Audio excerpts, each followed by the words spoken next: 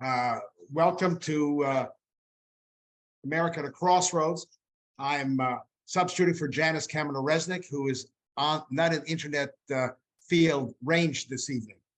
Janice will be with us in spirit because after the program tonight, she'll send you an email that will provide a link to a nonprofit organization in the Middle East that is providing assistance to those who have been affected by the tragic earthquake last week. So when you get her email, and if you're inclined to help, please do so by contributing to the nonprofit that is listed in the email. Tonight, we welcome back one of America's leading pundits, David Frum. From the fourth time, it's the fourth time David has been with us, once pre-COVID in person and twice on this virtual platform. And he's going to be tonight with the always wonderful Patt Morrison. Next week, we will celebrate the third anniversary of America Crossroads, some 140 weekly broadcasts, with the return of our very first guest, the Washington Post's Jennifer Rubin. She will be in discussion again with Patt Morrison, one of our favorites. The following week, we welcome two very smart observers of voting patterns and trends, the Bulwark's Sarah Longwell and the former chairman of the Republican Party, Michael Steele. They'll be talking with KCRW's Madeline Brand. In subsequent weeks, we will have two national leaders in the field of law enforcement and civil rights who will focus on one of the explosive and complex issues of our time, the relationship between minority communities and the police. William Bratton, who has served as commissioner of the New York City Police Department, head of the Boston Police Department, and the chief of the LA Police Department, and is now the chair of the Federal Homeland Security Advisory Council. He will be in dialogue with Connie Rice, civil rights leader with a long and storied career in dealing with these issues. And she recently served during the Obama administration on the task force on 21st century policing. In subsequent weeks, we'll feature Chris Whipple, author of the just released The Fight of His Life Inside Joe Biden's White House. We will also have New York Times op-ed columnist Bret Stephens and the Atlantic's Ann Applebaum, all in the next month. And now I welcome Patt Morrison, a Pulitzer Prize-winning columnist from the Los Angeles Times. In our 3 years on broadcast, she's the only person who has earned having a hot dog named after at Hollywood's legendary Pink's Hot Dog, a rare distinction. Patt?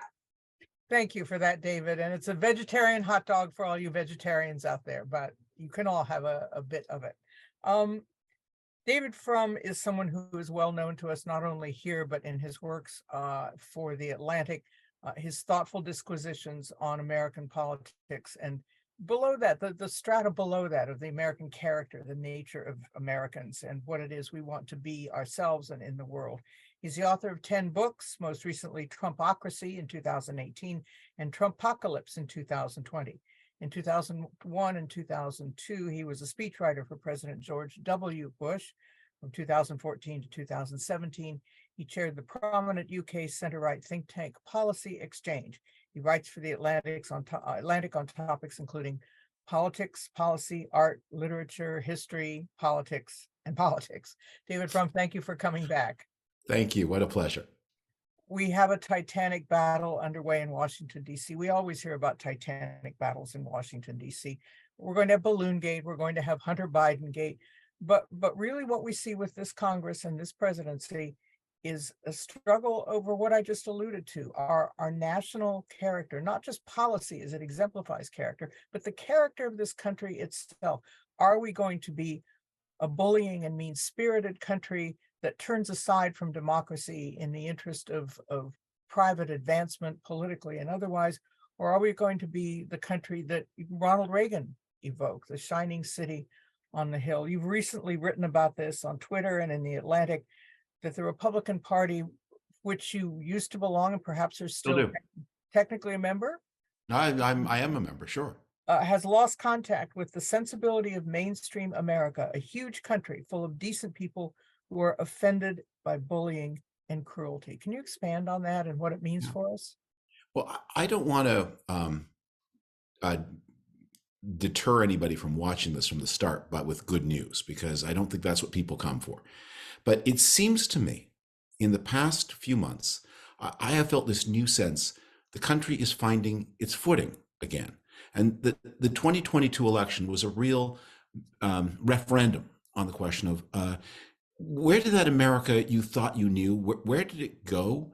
People who voted for practical solutions to everyday problems, people who weren't angry all the time, people who wanted some stability, people who thought there was a role for private enterprise for sure, but also government to regulate it, people who wanted politicians who looked like they cared about others more than themselves.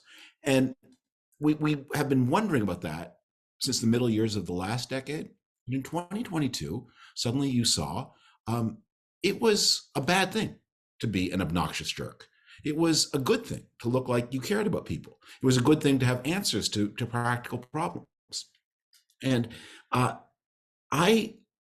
have felt this sense of renewal and hope that the country is finding its way back to the country that we all knew was there. And yet, how are those steps being taken when we have a Congress which, with a slim majority, has constituted committees that are in search of evildoers in the government itself? Yeah. When a member of Congress stands up and boos the President of the United States during a State of the Union speech and is not rebuked by members of her party necessarily, but is exalted for it. So how far has that Republican Party then strayed from this ballast of goodness in the country? Well, let's talk about the micro and then the macro, the booing, and then we'll go on to the shape of the Congress. So it was in 2009, I believe, that Congressman Joe Wilson from South Carolina interrupted President Obama. And maybe he'd even had something to drink beforehand that might explain why that behavior was. It was so shocking. People were so appalled. Joe Wilson was constrained to apologize. Mike Pence, who was then a member of I forget now whether he was governor of Indiana or whether he was a member of Congress at that time. Mike Pence reproached him and rebuked him. John Boehner, who was the leader of the Republicans of the House of Representatives at the time, they were the minority party, rebuked him. And as I say, Wilson apologized. It was shocking. So now, a dozen years later, someone tried to revive that trick and was not alone this time. So that's worse. But it's also, you can only do a new trick once. President Biden was ready for this. They'd war gamed this. They had a whole mass of material that was not in the prepared statement where he was prepared to play off it. And he just understood the rules of what a State of the Union had changed. But it was an obnoxious thing to do, to be sure, but it was also a stupid thing to do because the president was ready, and it worked to the president's advantage. So we've had a change in manners. There is a little less majesty around the office of the presidency than perhaps there used to be, and that's sad. But it's also true. I think a lot of these investigations in the new Congress are going to go nowhere so fast. It's going to remind me a little bit of what happened in the 1990s. There were real scandals in the Clinton presidency, the way he raised money.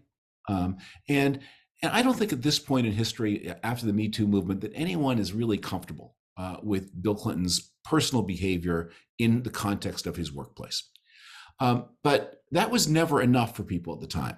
His opponents were not content to say, you know what, he shouldn't raise money that way, and he shouldn't carry on that way with people who are, with women, young women who are under his supervision. If he weren't a serial killer, if there weren't a Clinton body count, it wasn't good enough. And so his critics overplayed their hand to an extent that Clinton survived and came away, in fact, stronger. I think the highest polling numbers he had in his presidency were the day that he was impeached by the House of Representatives. Well, I think something similar to that is going to go on here. I mean, there are real criticisms of the Biden presidency. Why was the administration so caught by surprise by the situation in Afghanistan? Why weren't they prepared for that? Whether you agree or disagree with the decision to withdraw, they should have had a plan. They shouldn't have been caught off guard like that. Why did they lose control of the standard of the price level? What happened with inflation? There are things to ask for. But if you're going to try to make the case that Joe Biden is the mastermind of some international criminal syndicate, and of all the people in the world he chose as his partner in the syndicate, his poor unfortunate son, who, whatever the son's personal tragedies, you're vice president of the United States and you want to be an international criminal mastermind, you have some better options than poor unfortunate Hunter Biden. If that's going to be your line of attack on the Biden presidency, it's not going to work any better than those similar lines of attack did on the Clinton presidency in the 1990s. if you have a question for David Frum, please put it in the Q&A box and we'll try to get to it later in the course of our discussion.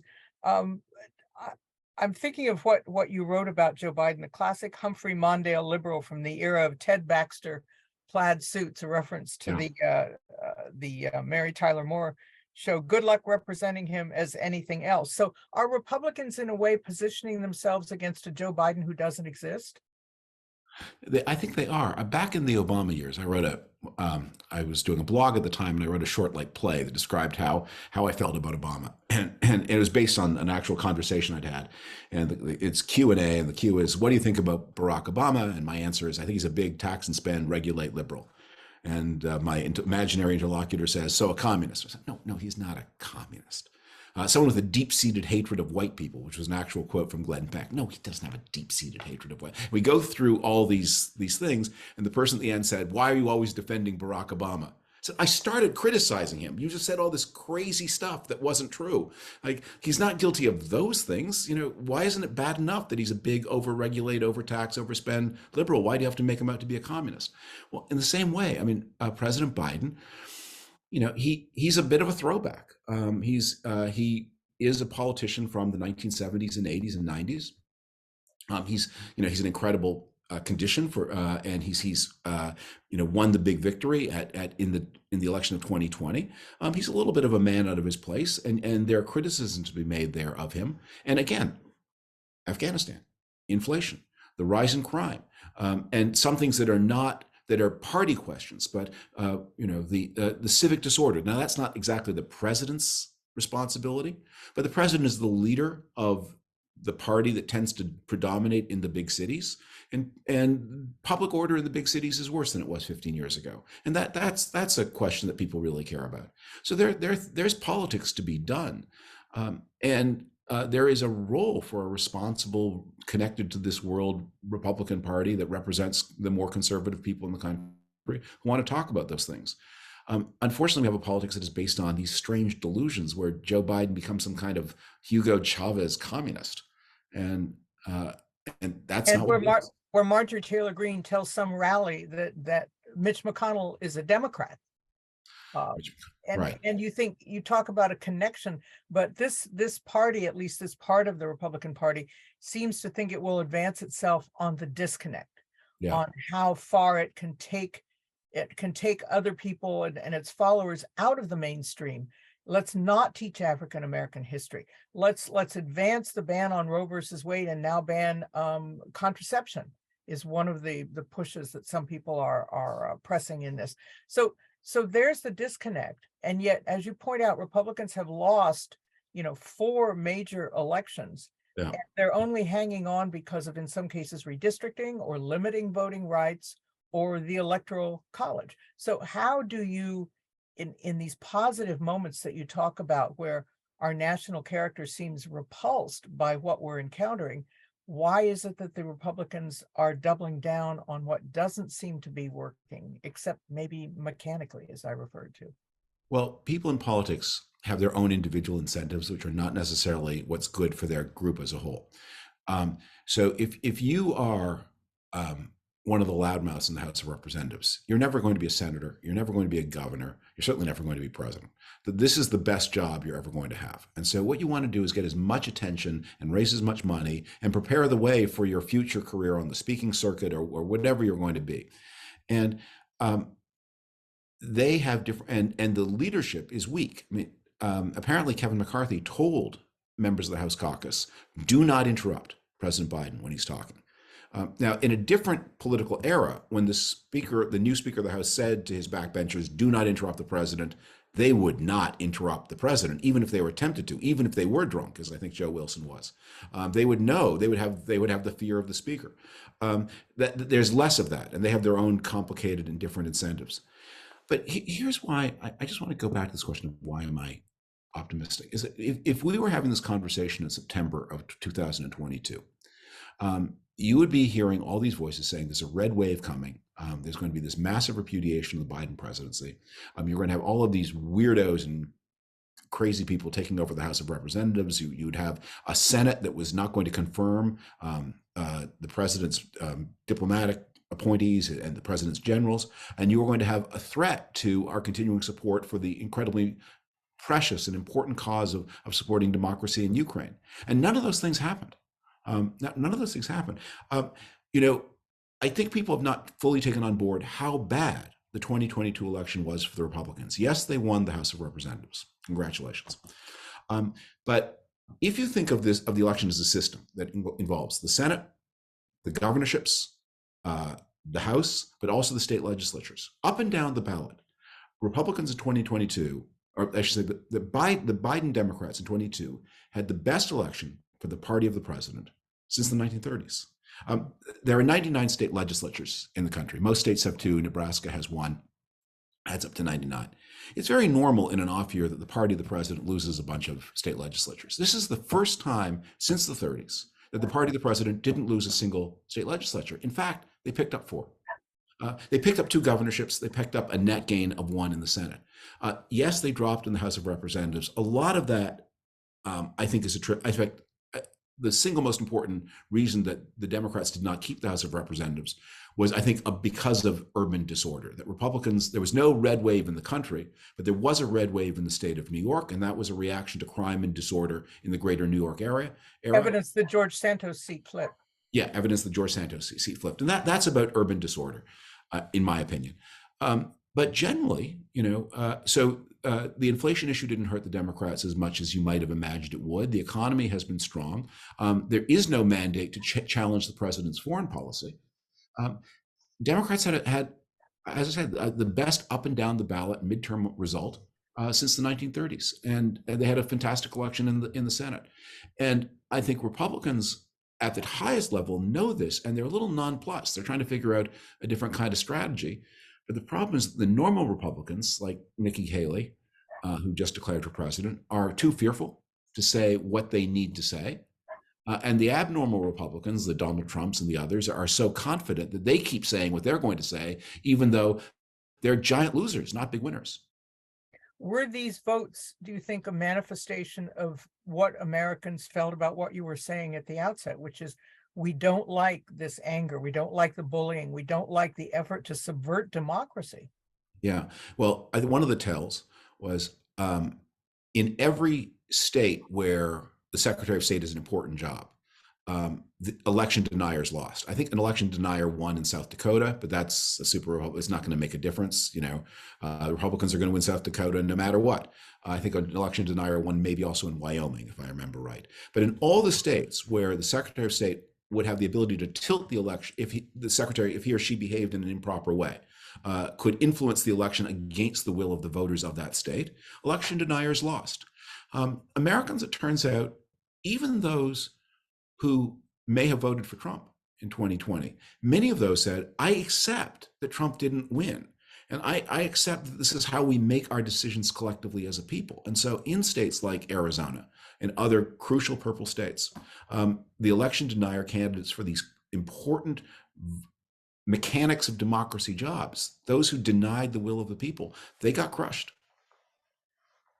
And yet across the country, as you see from the Governor Santos administration in Florida, Republican governors and Republican legislatures are picking up on some of these marginal bullying, exclusive policies, like we're not going to teach anything that's woke, which is a word that so many can't define, but it's become a catch-all for anything they don't like that they think is politically threatening. Is it politically threatening to the country, to the stability of democracy and the electorate, or is it just threatening to the people who are being targeted, which may amount to the same thing? Well, watch me be completely wrong about this, but I think Governor DeSantis is not playing his cards right. The last time, not a last time, that the out party had a bad midterm was 1998. So that's the impeachment election for Bill Clinton. That's Newt Gingrich, and it's the 98 election is a referendum on the impeachment.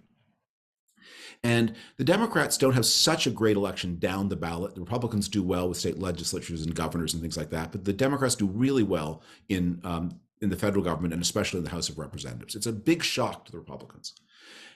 And they learned the lesson, you know what, Newt Gingrich, this is not working. So in 1998, which Republican had the best election of the year? It was Governor George W. Bush in Texas. He won with re-election with 2/3 of the vote. He had extraordinary results with women, with minorities, with all kinds of groups Republicans are not doing well with. And Bush's message was, I'm a different kind of Republican. You would literally use that phrase. I'm not like Newt Gingrich. I'm focused on education. I'm focused on my compassionate conservative agenda. I'm keeping my distance from these people you have repudiated. Now, DeSantis should be in a position where he could do in 2024 what George Bush, or start doing after this election, what George Bush started doing after 1998, saying, if what you want is someone who's going to make sure that law is enforced, that there's public order, that schools teach math, reading, and writing, and not weird stuff. But the stuff if you pay a substantial, if you're the kind of person who, I'm not looking for 100% of the vote, but if you're the kind of person who pays a substantial amount in taxes, who, I've got a message for you that's responsible, that's caring, that doesn't seem sociopathic. That's where he should be. But he is competing against Donald Trump for this marginal vote, and he's missing his opportunity to reinvent himself as the kind of person you need to be to win a general election. Now, he has a story to tell. In a different universe, DeSantis would be talking about what he did in the Everglades, that Florida's had a generational project to reclaim the Everglades and get the asphalt out and return it to a more natural form. And he's been supportive of that. He raised teacher pay. He bit the bullet, made the tough decision with inadequate information to reopen the schools in Florida in the fall of 2020. And that looks like a good call. And may make a difference to lifetime outcomes for Florida school children as opposed to those in some other states. That's the guy he needs to be. But right now he's fighting these crazy battles about things that you can't even understand unless you're watching 4 hours of Fox News every day.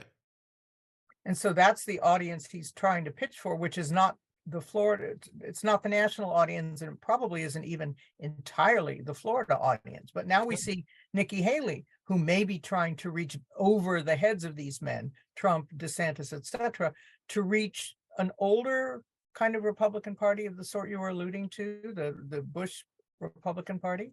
But you have to stand up and fight. And the thing that the Nikki Haley's, and I don't know if anyone watching us is a Simpsons fan, but there are 4,000 hands that just went up across. Okay, so you'll remember when Homer Simpson runs for, I think, Sanitation Commission, and he runs on the slogan, can't somebody else do it? And that's the slogan of DeSantis and Nikki Haley. We want to beat Trump, but can't somebody else do it?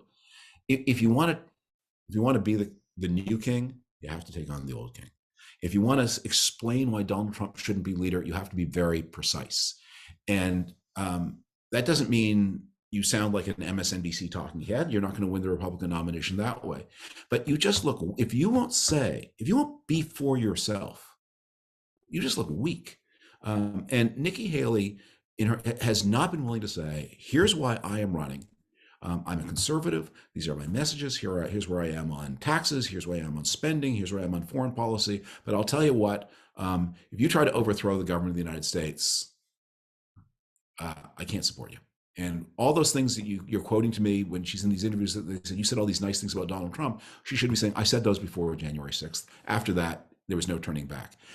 And maybe that won't work for her, but what she's doing now is 100% guaranteed not to work for her. Whereas standing up and explaining why you should be the leader of your party against the discredited predecessor, that might work. Why is January 6th not enough of a buzzsaw to come between Trump and the people who want to beat him? Yeah, great question. I did a Twitter thread. I'm active on Twitter, and I hope people who are watching this, if you don't follow me already, I hope you will, because Elon Musk is going to bury every account that isn't his own with his strange memes. I compared the 22 election to the election of 1874. So you'll remember the Civil War, the Democrats all walk out of Congress, they leave the Republicans in control of Congress, and Republicans then are the majority party from the election of 1862 to the election and of 1874. And the anti-slavery party. Yeah. And they're the party of the Union, they're the party, and the Democrats then have a big election in 1874. They regain a majority in the House of Representatives, which convenes in 1875. And they elect from the South a lot of people who were implicated in one way or another in the rebellion against the United States. So what does that Congress, the first Congress since the Civil War with a certain number of secessionists in it. What does it look like? And I went back and looked. And the Democrats made sure that there was no one in charge of any major committee who was anything other but a pro-union Democrat. Some of them were veterans of the Union Army, but you go through the committee chair after committee chair after committee chair, they were pro-union Democrats. And there were many pro-Confederacy Democrats in the caucus, but they were not given leadership positions. They were kept out of the limelight. And you would think after January 6th, that's what you would do. The Republicans could organize the Congress and say, look, some of our people here were election deniers. They're in our caucus. We can't deny that. But they're not going to be in leadership. Leadership is going to be people who accept the presidency of Joe Biden. As Mitch McConnell, I'm sure there are many people here who are not Mitch McConnell fans, but Mitch McConnell gave Trump, I think, 3 weeks. And at the 3, which Mitch McConnell, I mean, I don't think there's a person on this call who dislikes President Trump as much as Mitch McConnell dislikes him. No matter how hard you try, you never will succeed in achieving that. But Mitch McConnell waited the period, and then he congratulated President-elect Biden and made it very clear that Biden was the president, and took sort of special pleasure in referring to President-elect Biden, President Biden. And he just cut that off. Why can't the House Republicans do the same? Does it have to do with their districts? Because you saw Lauren Boebert nearly lost her Colorado district by fewer than 1,000 votes. It has to do, I think, with a kind of inner moral weakness. I mean, Donald Trump is a man of gifts. They're not all good gifts, but he's got talents and gifts. And one of them is an uncanny ability to detect the crack in a person's soul, the point of weakness where a little pressure can break the person. He's just able to find those people, and he's baffled by people who stand up to him, and those have been all kinds of people for all kinds of reasons. He never understands them, but he finds that weakness, and he's found it, and unfortunately, in many of the leaders of the House Republicans. There have been, of course, there's constantly polling about guns. In this case, people are more dissatisfied with gun policy than they have been in perhaps a generation. But there was also a Public Religion Research Institute and Brookings Institution poll within the last week that said that more than half of Republicans believe that the country should practice the ideals of Christian nationalism, which seems to go, maybe it's how people define Christian nationalism, but it seems to be just as exclusive as saying we're not going to teach African American history. We're not going to give you legal access to abortion and even perhaps contraception if we can help it. Yeah, as someone who uses polls a lot, I always want to be real careful to make sure that the people who are hearing the poll understand the poll in the same way that the people who are reading the poll do. And one of the ways you get into trouble is when you ask, people are very wise about their personal lives. They're very knowledgeable about the things that touch on them, but they don't always use political language in the same way that tiny subgroup that cares a lot about politics does. And I have always been illuminated by an incident, and some of the people on this call may remember it. In 1992, there were 3 debates between Clinton, Bush, and Ross Perot. And the third debate was a town hall moderated by Carol Simpson of ABC. Oh, yeah. And this was literally, I feel your pain moment, although Bill Clinton didn't exactly use that phrase, but this is the moment people refer to. So they have questions, and one of the questioners is an older woman, African American, obviously intensely nervous at being on TV for the one and probably only time in her life. She was just, you watch the clip again, you can just see how she's in front of 50 million people. She's never been in a situation like this. And she asked the question, I would like to ask each of the candidates how you personally have been affected by the deficit. So panic. Personally affected by the deficit? I mean, none of us are exactly it's a very abstract thing. So President Bush, unfortunately, has to go first. I'll cut the story short. He fails. And Ross Perot goes second, and he has a characteristically insane answer. And Bill Clinton goes third, and he says, I will answer your question, but first, I have a question for you. How have you personally been affected by the deficit? And when this nervous woman answers, she makes it clear she doesn't mean the deficit. She means the recession, which is all going on at the same time. And maybe she mixed them up because she's on TV, or maybe she didn't know exactly the difference. It's not her language. And once Bill Clinton understood the question she was actually asking, Mhm. just knocked it out of the park. And that's where he stepped forward with those big hands, and he said, I'm the governor of a small state. When people lose their jobs, I probably know their names. It was fantastic. But the point was, she was speaking, it was as if any of us were tasked, just go on TV and in a language that is not your native language, Spanish or French or German or whatever it is, you ask a question in front of 50 million people and see how you do. So when you get a poll that says Americans think this or that about Christian nationalism, I want to be clear that they understand that phrase in the same way that the people who hear the question do. And they may think, Christian's good. America, it's my nation. America's good. Christian America, I'm for that. It's like, do I like peanut butter in my chocolate or chocolate in my peanut butter? I like them both. They're both good. They may not mean what you hear. And just, we all need to be careful about that. You think that may be the disconnect there? I think it may be you're asking a question in an alien language to people who hear, do I like Christianity? Yeah. Do I like the nation? Yeah. Okay. Or one could say they may not know what they may not be using Christian nationalism in the way that people who are, paying. One of the things we just had the Super Bowl. So I'm not a football fan. And about a week before the Super Bowl, I know when it's going to be. And about 3 days before the Super Bowl, I know who's in it. And on the day of the Super Bowl, I can maybe name one or two of the players. And I might possibly, if my son's in town or we're watching together, I might develop an opinion on who I'd like to see win, but probably not. And I just try to keep in mind, the way I feel about the Super Bowl is the way most people feel about national politics. Well, and we may see the same question when it comes to the definition of the word woke, which the Republican politicians have been very careful not to very closely define in order to give themselves more latitude. And look, I had the suggestion that when James Rosen asked that question, what is the president woke? That if I were press secretary, my answer would have been, it's daytime, so probably. Next question, yes, after that. And you mentioned, what are you talking about? No one knows what you mean, and no one cares. You mentioned Bill Clinton and George Bush won, and you wrote that a generation ago, politicians invested great effort in appearing agreeable. Reagan, both Bushes, Clinton, certainly Obama. And yet Philip asks, the most agreeable politician you can imagine right now is Joe Biden. Yeah. And Philip asks why his poll numbers are so low, given that Americans still put a premium on this, evidently. Well, I think his poll numbers have been depressed by, although the economy is generally strong, we're passing through.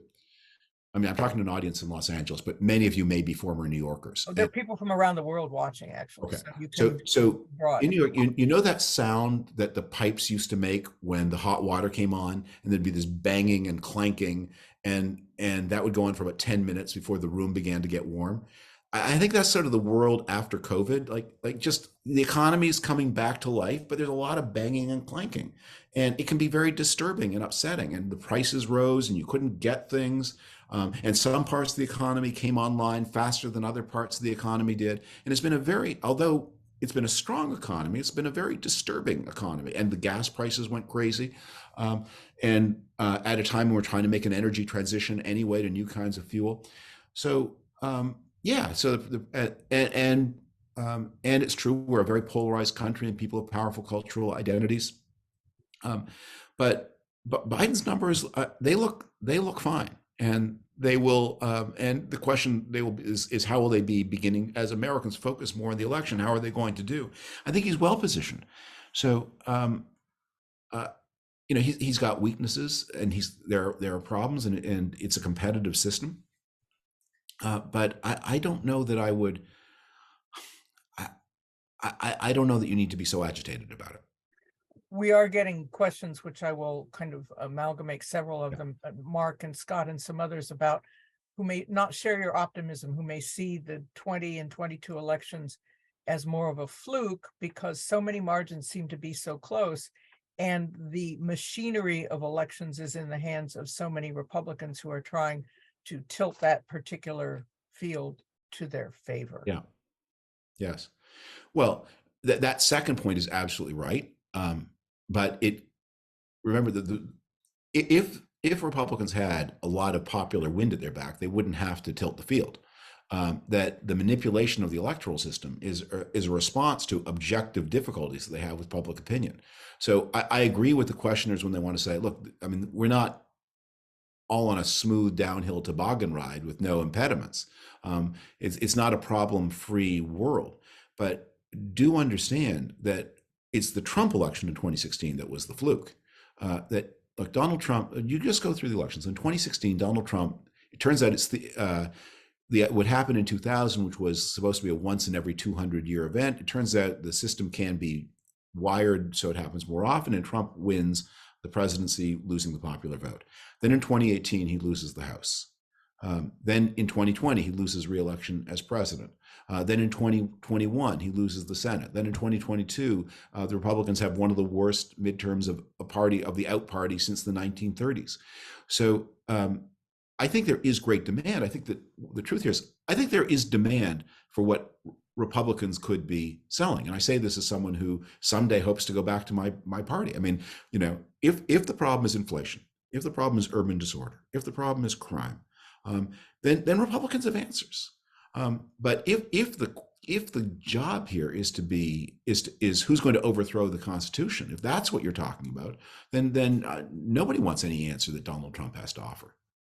You wrote about how Biden out-clevered Republicans in the State of the Union, getting them all to boo his suggestion that they were in favor of cutting Social Security and Medicare, and thus roping them into supporting Social Security and Medicare. How does he then go on in his relationship with particularly the House, the Democrats, the Senate being another matter, of course, in getting anything done when the focus seems to be on weaponizing the United States government, and they're going to be the Hunter Biden hearings and probably Balloongate hearings?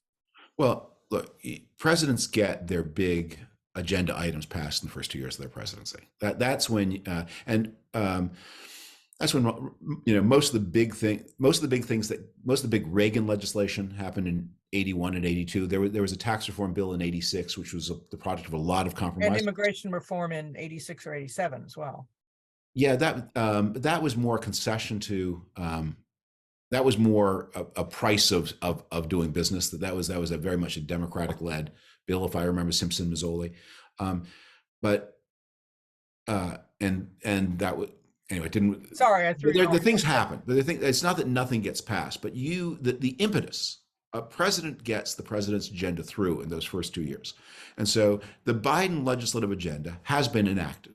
But presidents have other powers beyond their legislative agenda. And so Biden Barack Obama passed his big measures in 2009 and 2010, Reagan in 81 and 82, Bill Clinton in 93 and 94. That's when you pass the big bills. So yeah, he's not going to pass a lot of big bills probably through the next 2 years. But what he can do is first play defense against the committee work. I mean, I just don't think these committees are going to play. I really don't. I think they're going to be very damaging to the Republicans in 24. My former boss in the Bush White House, Karen Hughes, read a memoir of her time there, and she makes some good points. But I hope she'll forgive me. I'm going to give you away. I'm taking $30 a copy out of her mouth here, but I'm going to tell the best story in the book, which is she's walking on the beach in Galveston. She's on holiday, and she sees one of those advertising planes up in the air. It's got a big trailer behind it, and the trailer says something like, "Jill, come back. I'm miserable without you, Jack." And Karen thinks, "Bad message, Jack. Too much about you, not enough about her." and like when you're like, I get it. Republicans are really excited about Hunter Biden. Is America excited about Hunter Biden? One of the most powerful things Joe Biden said in that State of the Union was, in his first 2 years, he and the Democrats put a cap on the price of insulin for people on Medicare. And I was talking to a friend of mine who's, by the way, a lifelong Republican, but who has diabetes. And he was like, "How come my mom gets Medicare at one price and I have to pay a different price?" I bet millions of people across this country are worrying about that very question and would like an answer that says you should pay no more than your mom for your insulin. And I bet that the ratio of people who care about paying the same price as their mom for insulin to the people who care about Hunter Biden, I don't know if it's 100,000 to 1 or 1,000,000 to 1 or 10 million to 1, but it's lopsided. And if Biden is talking about the price of insulin and the Republicans are foolish enough to be talking about Hunter Biden, I know how that story is going to work itself out. The enduring presence of George Santos in Congress, we all saw the rebuke from Yeah. Mitt Romney during the State of the Union, is a political quandary for the Speaker, Kevin McCarthy. Do you get rid of the guy who's an important vote, or do you get rid of the guy who's proving to be an embarrassment for your party? But he goes to one of the arguments you made in your Atlantic piece about how shameless some Yeah. of the behavior has gotten from politicians who, Yeah. the ugliness and the name calling, thinking that it's going to reap them benefits. And in some cases it has. Well, George Santos is a little bit like the Max Bialystock of Congress, that if he had That was lost, my argument. He was raising money to lose and have a good time. if he'd lost, yeah, I mean, he would have $750,000 in a Cayman Island bank account. No one would care about it one way or the other. He wasn't supposed to win. And now he's probably on his way to prison. And he is probably every day looking at his campaign manager, like thinking, couldn't you have done something? Couldn't you have like kicked a puppy? I mean, I stole from a puppy foundation. Like, you couldn't lose me an election with that. And now I'm going to go to jail because I won this election. But he, in a way, George Santos is kind of an old-fashioned political scandal. This is not a political scandal that goes to the core of the functioning of the U.S. government. Whereas we have other scandals that could never happen before that I have to say I'm worried about a lot more than I am about George Santos. But that goes to the shamelessness, or maybe brazenness is a better word. Well, he's obviously a poor calculator of risks. I mean, he's a particularly pathological. Yes, of course he's shameless, but I think he might have gotten away. He wasn't supposed to win. And I think a lot of the Republicans who sort of ignored him also assumed, well, we have to have a candidate. No, this is not a very friendly seat for Republicans. This guy seems plausible. Maybe it'll work. And then it didn't work out for anybody. But do you think that he is only the leading edge of something that's happening in politics that people? No, I think he's a lot more? I think he's a very particular kind of case. I think there are other things. If you want to be more worried about it, I mean, there is this. What I'm worried about is. Look, people like Marjorie Taylor Greene have also always been sent to Congress. We've always had extremists and loudmouths and crackpots and bigots in Congress. That's always been true. Usually leadership finds some way to quarantine them and keep them away from anything important, make sure they're not visible. Sam Rayburn, who was Speaker of the House in the 1950s, had a famous saying, "The American people will elect anybody to anything once." And so Rayburn would have found a way to get her out of Congress and replace her with somebody more palatable. The fact that those are the cases that bother me. The people get closer to leadership, not the oddballs. And with I mean, Santos is going to, I think, find himself in a world of trouble.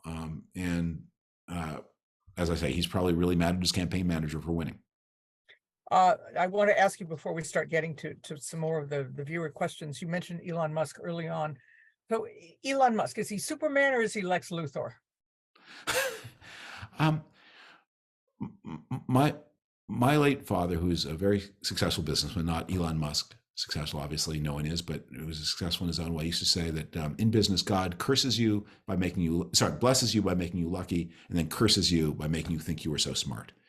And that Elon Musk achieved some remarkable things as a business leader. He had great successes, and he had these kind of nerdy interests in space and electricity, and it worked with where the economy was and where technology was, and he did things that would have given him a real claim on the business history of the United States, to be a figure of real respect. And then, and he was vain and silly, but maybe a lot of rich people are. And then he bought Twitter. If he hadn't bought Twitter, his reputation would be so different. And then he's just like, he's making a fool of himself every day. And I would be sorrier if he weren't doing so much real harm to things that I really care about. But I don't want to pile on him and to say, look, I don't want to deny that Tesla SpaceX, Starlink. These are real achievements that will be remembered in the annals of American business. But this Twitter purchase and the character he's displaying since he bought it, it's not to his credit. But you're still on Twitter. People can follow you there as long as I you'll hope they will. stay Yeah, on. because he. I mean, seriously, if you had even $1 billion, never mind $100 billion, the idea that you would care about Twitter likes, like, you get on your yacht, go to the Mediterranean, look at ancient, sites and go scuba diving. Like, what do you care what people are, liking or disliking on Twitter? The idea that it's so needy and sad that he needs this kind of like Affirmation. we were talking before about one of your other conversations. We were talking about like all these teenagers who are being driven crazy by the need to get likes on Instagram. You would think $100 billion would shield you from that, but no, apparently. Well, you think you could afford a thicker skin under those circumstances. So Exactly. let's get to some questions. And several people have asked about what's going to happen to Trump, because he seems, every time it seems this close to some kind of indictment, Yeah. somebody caves in. They stop right before they get to Trump. And I sense the frustration in some of these questions, and I hear it from the public often, even beyond a venue like this one. Okay, so here's, again, I don't want to be a little Pollyannish here, but Donald Trump was impeached twice. He was not convicted either time, but he had more cross-party votes against him than Andrew Johnson did in the 1860s, than Bill Clinton, who had no cross-party votes against him in the 1990s, and he had more cross-party votes against him the second time than the first. He will go down in history for these appalling misdeeds that led to his impeachment: the attempted blackmail of Ukraine, and of course, then the attempt to incite a mob to overturn Congress. I think there is a tendency in our very legalistic American society to imagine that everything that is wrong is also criminal. And a message I have been saying over and over again through the Trump years is that the worst things that Donald Trump did are probably not crimes, and the crimes he committed are probably not the worst things he did. So, when a Michael Flynn doesn't properly register as a foreign agent, that's, you can go to prison for that. But look, there are hundreds of people in Washington who should register as foreign agents who have not done so. If people get cute when they talk to the FBI and try to outwit the FBI and hold back information they have, again, that you can go to prison for that. But it doesn't strike me as morally outrageous. Again, there are thousands of people who testify to the FBI in all kinds of contexts, and other government agencies as well, who tried, often unsuccessfully, to outwit those agencies. You shouldn't do it. It's bad practice. It's bad citizenship, but it's not a threat to the American Republic. Meanwhile, when the President of the United States picks up the phone and says to the Georgia Secretary of State, "I need you to shift 11,000 votes to my column," that's appalling. That's an attack on American democracy. I am not sure that is illegal. And yet that's what everyone's waiting for to find out. That's what everybody. In Georgia And one of the things I think we all need to say is, and I've said this so often, and maybe it's sour grapes, as I'm not a former federal prosecutor, but cable TV shows have to stop booking those former federal prosecutors on cable to explain to people what are political and ethical problems. And the attempt to cram and so you have these people on TV saying, well, US Code 18736B will deal with this scenario. No, it won't. Citizens will. You are going to have to get out of your chair and not count on federal prosecutors to do it. You're going to have to do it. Citizens are going to have to do it. The design of the American constitutional system depends on an activated citizen body to police these rules. Many of the worst things that Donald Trump did from a financial point of view were not illegal because for separation of powers reasons, the president, a lot of his financial issues are supposed to be dealt with by voluntary disclosure. Congress is not constantly policing the president's financial behavior. The president is exempt from any conflict of interest statutes for all kinds of reasons.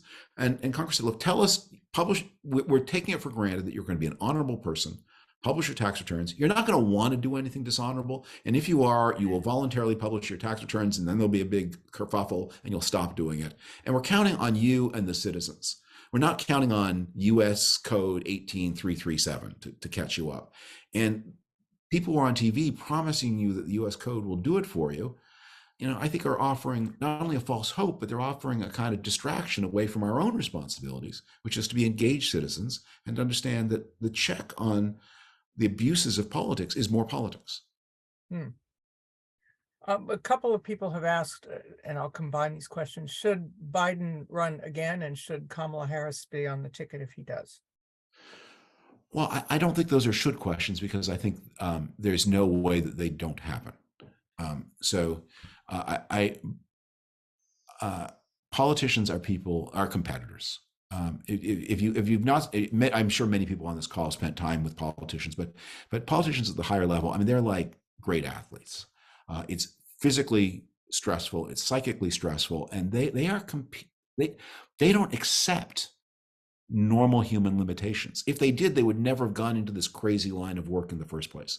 So Biden, I mean, I think there's a part of Biden that understands that he's mortal, but I don't know that he really believes it any more than, remember Paul Tsongas, who ran for the Democratic nomination in 1992, insisting that he'd been cured of the cancer that killed him like 8 months after he lost the New Hampshire primary. He had to know that he was sick, but he didn't really accept it.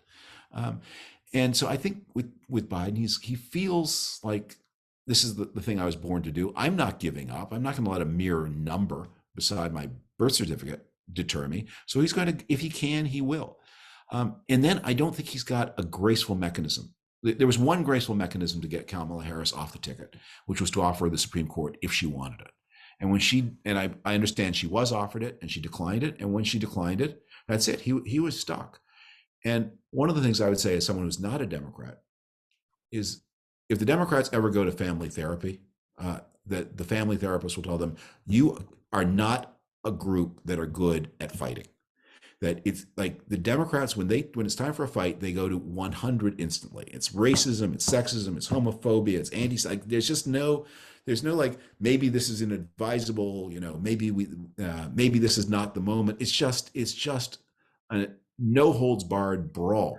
And so I don't think there's a graceful way to pick somebody else other than Kamala Harris. I don't think this idea that, well, Biden stepped down and then have an open debate, that's going to go anywhere that isn't destructive. So I assume he's going to run again. I assume she'll be his running mate, his health permitting. I'm guessing he's probably going to win. And then the future unfolds after that. Also, there are a lot of questions about guns, of course, in the wake of the Michigan campus shooting, and this Gallup poll, that 2/3 of Americans are not happy with gun policy. Of course, the numbers are different in the Republican and Democratic Party, but again, we see that great separation between will and wish in the people, and the will and the activity on Capitol Hill, where you still have a formidable lobby in the NRA, and the fact that guns are still an issue at the top of many people's voting priorities. Yeah. We don't have a lot of time, so I will try to be economical on this one. And I'm as aghast as anybody. And I spend a quarter of my time in a very rural part of Ontario, where probably the majority of my neighbors own long guns of some form or another, rifles, hunting pieces, shotguns. They're protecting their chickens, they're protecting their grapes. No one owns a handgun, and of course, no one owns an AR-15. That would be unthinkable. But one thing that I think people on the gun restraint side of the issue need to keep in mind is guns are kind of the flip side of the abortion issue. The Republican position is very extreme, and more extreme than most Americans are. But the basic claim that Americans should be allowed to own firearms, which sort of surprises me, that's pretty popular. And that the NRA is not powerful because it's a lobby group. It's powerful because the core of its message, not wife abusers should be able to get AR-15s, but the core of its message is one that has probably plurality support in the United States, which is if an American wants a weapon and doesn't have a criminal record, an American should be able to get a weapon. That doesn't mean that the American should be able to get any weapon, but I think you'll find that more of your fellow citizens agree with that point than disagree with it.